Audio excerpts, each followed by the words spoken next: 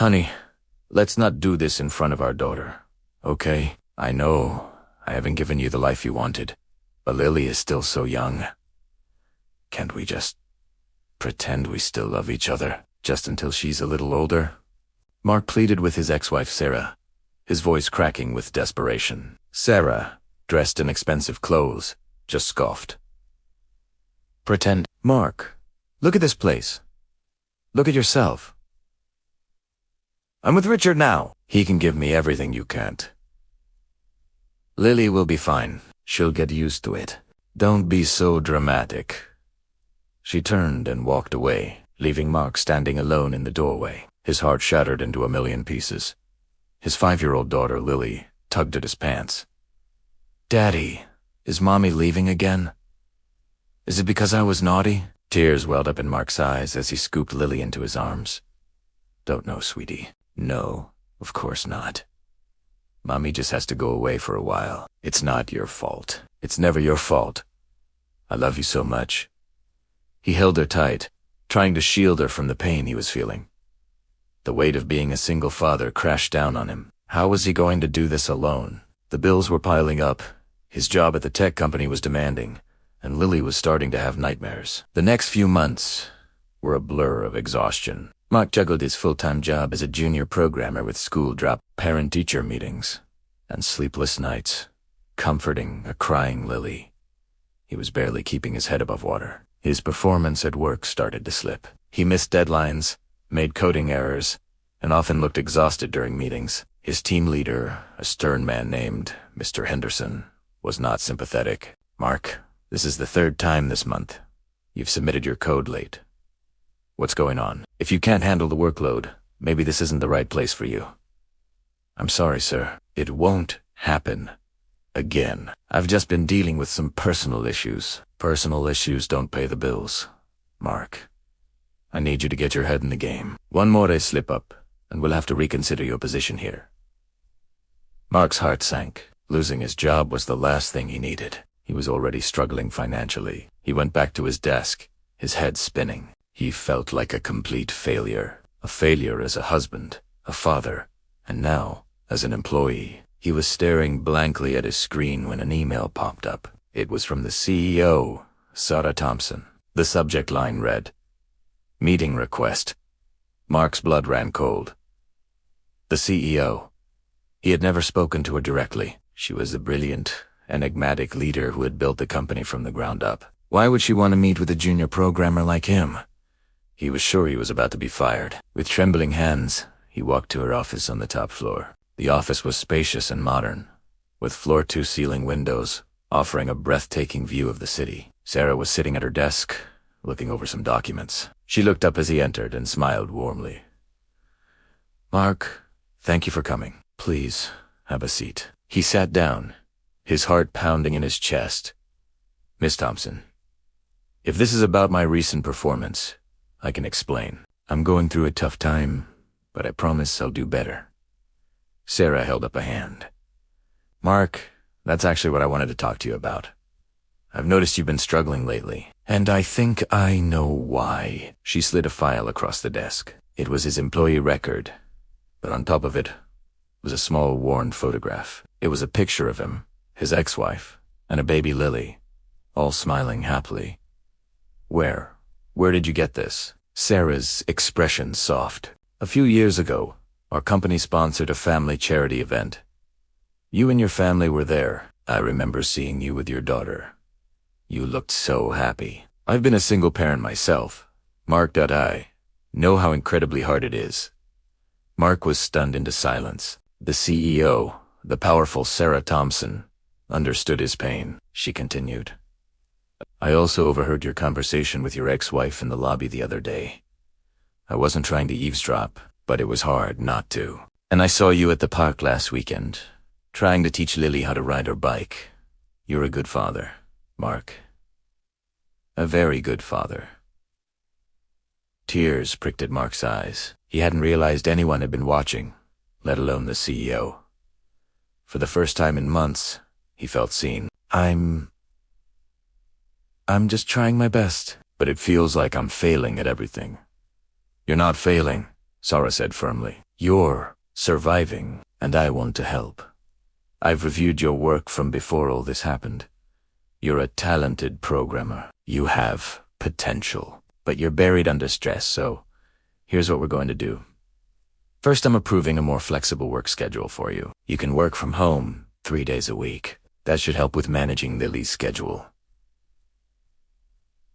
Second, the company has a childcare subsidy program. I've already signed you up. It should ease some of the financial burden. Mark was speechless. He couldn't believe what he was hearing. This was more than he could have ever hoped for.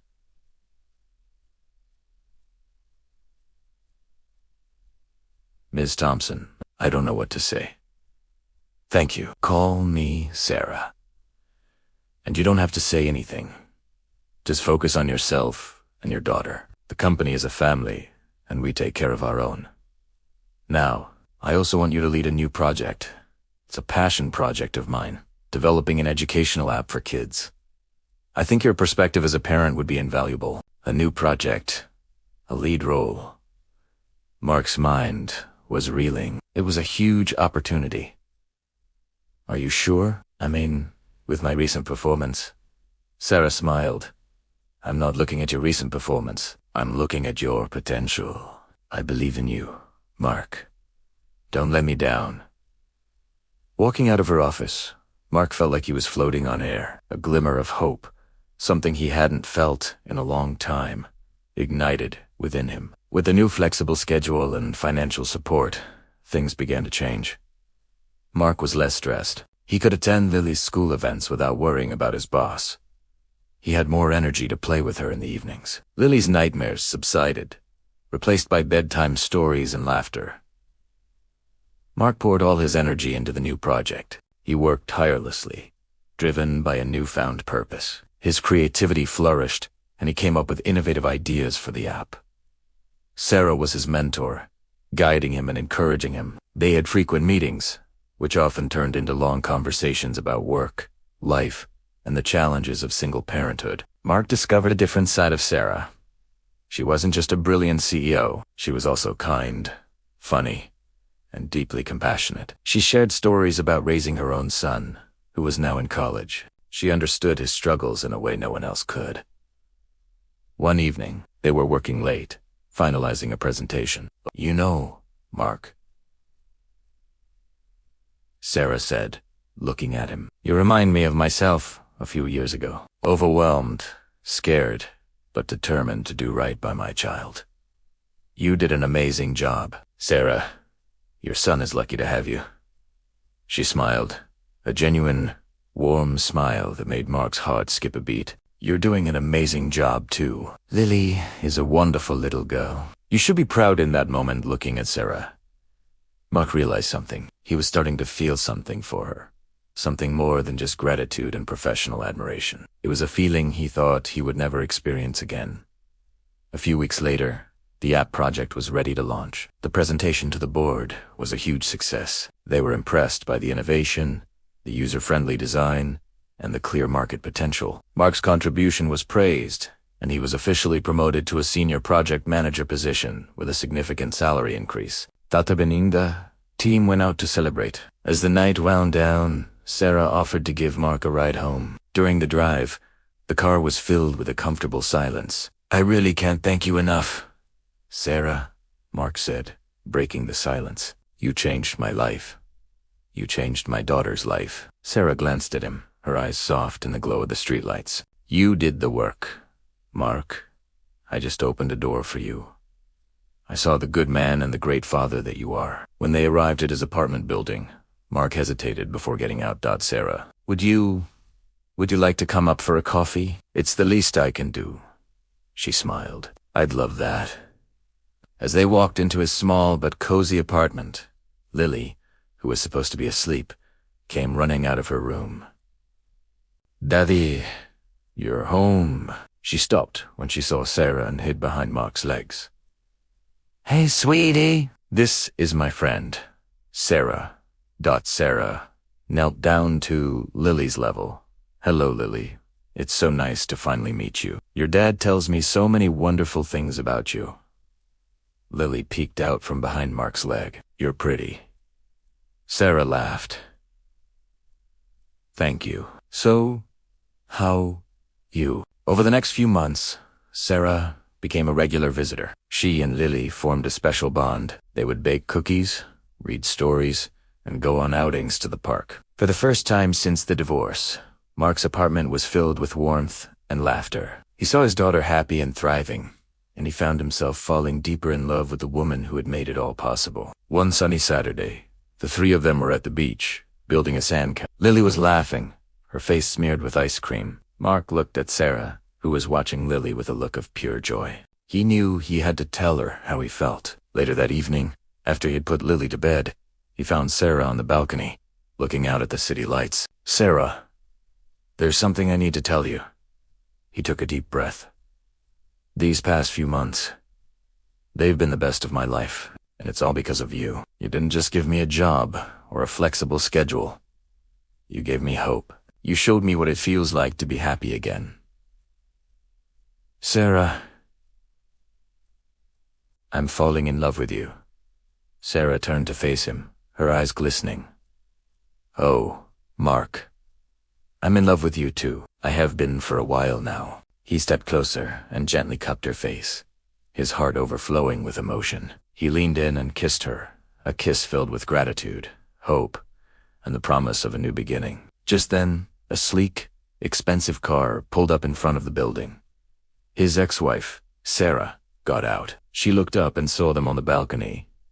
Her face was a mask of shock and disbelief. She had come back, perhaps thinking Mark would still be waiting, broken and desperate. But the man she saw was confident and happy, standing next to a beautiful, powerful woman. She saw the family she had thrown away, now complete without her. Mark and Sarah didn't even notice her. They were lost in their own world, a world they had built together, founded on kindness, second chances, and a love that was real and true. They had both been through heartbreak, but together, they had found their way back to happiness, proving that sometimes the greatest love stories begin after the worst heartbreaks. Thank you for watching this story from Soulstir. If this touched your heart, please like, share, and subscribe for more emotional tales. We'll see you in the next video.